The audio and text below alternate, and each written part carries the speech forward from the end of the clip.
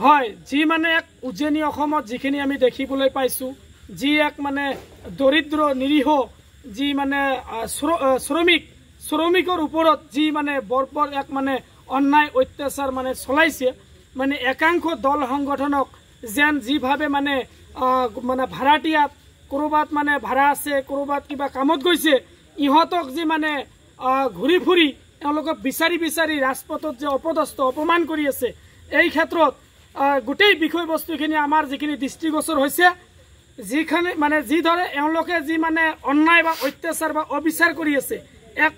অসাংবিধানিক কাৰ্যপন্থাত এই দল সংগঠনবিলাকে অৱতীৰ্ণ হৈছে। আৰু এনেকুৱা যেন লাগিছে ক'ৰবাত এই দল সংগঠনবিলাকক মানে ক'ৰবাত অসম চৰকাৰে ক'ৰবাত এওঁলোকক মেলি দিছে নেকি। আমাৰ প্ৰশ্ন হৈছে যে যদি অসম চৰকাৰে যদি এওঁলোকক মেলি নিদিলেহেঁতেন, নিশ্চিতভাৱে এখন গণতন্ত্ৰ দেশত প্ৰতিজন নাগৰিকৰ মানে অধিকাৰ আছে যে এজন মানুহে ক'ত যাব, কি খাব, কি পিন্ধিব, ক'ত বসবাস কৰিব, কোন ৰাজ্যত কি কামত যাব, এইটো পৰিপূৰ্ণভাৱে এক নিজৰ স্বাধীনতা আছে। এই স্বাধীনতাক খৰ্ব কৰি এওঁলোকে যি মানে এক মানে দাদাগিৰি বা এক গুণ্ডামি চলাইছে, এই শৃংখল চলিয়াহঁতৰ দৰে কিছুমান পাবত গজা নেতাই যি মানে অন্যায় অত্যাচাৰ অবিচাৰ চলাইছে, ইয়াক আমি গৰিহণা দিছোঁ, ধিক্কাৰ দিছোঁ। আৰু অসমৰ মুখ্যমন্ত্ৰীক আমি আহ্বান জনাইছোঁ, অনুৰোধ জনাইছোঁ যে এইবোৰ বস্তু মানে মুঠতে নিৰ্মূল কৰিব লাগে। আৰু অনাগত দিনত যাতে এনেধৰণৰ ঘটনা যি মানে সাম্প্ৰতিক পৰিস্থিতি যি মানে যি উদ্ভৱ হৈছে, এই যাতে কোনো ধৰণৰ ভাতৃঘাতী সংঘাত নহয়, যাতে কোনো মানে শান্তি সম্প্ৰীতি যাতে বিনষ্ট নহয়, যাতে হাতামপুৰীকে ঐক্য আৰু ভাতৃত্ববোধ যাতে এনাজৰীডাল যাতে ঐক্য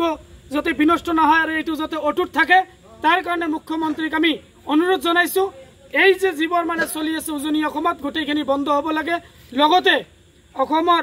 DGP মহোদয়কো অনুৰোধ জনাইছোঁ, লগতে জিলা প্ৰশাসনৰ যি মুৰব্বী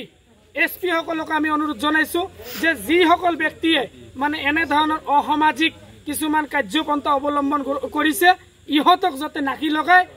লগাই যাতে অসমৰ শান্তি সম্প্ৰীতি যাতে মানে অক্ষুণ্ণ ৰাখে, তাৰ কাৰণে আমাৰ বিনম্ৰতাৰে আমাৰ আহ্বান থাকে। কিন্তু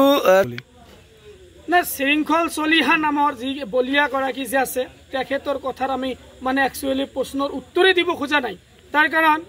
এইজন মানুহ কেতিয়া কি কয় মানে তেখেতে চাগে গম পাব,